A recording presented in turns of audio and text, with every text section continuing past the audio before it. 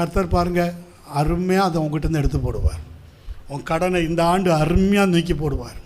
நீ பயப்படவே தேவையில்லை, பதறவே தேவையில்லை.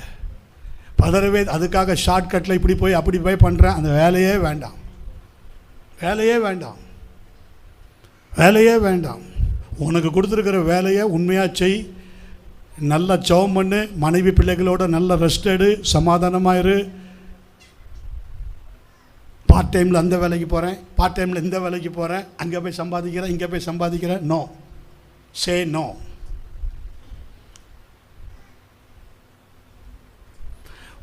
நீ அதுக்காக அழைக்கப்பட்டவன் அல்ல.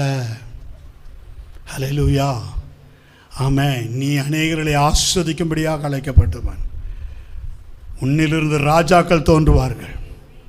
ஹல்லேலூயா, ஆமென்.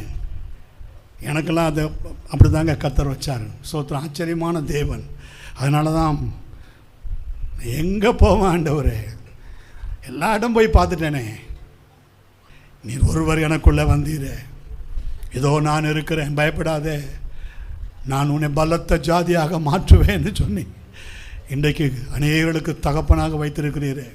கர்த்தர் எவ்வளோ நல்லவர். இதை நினச்சி தான் நான் அழுவேன். ஆமாங்க, இவ்வளோதான்.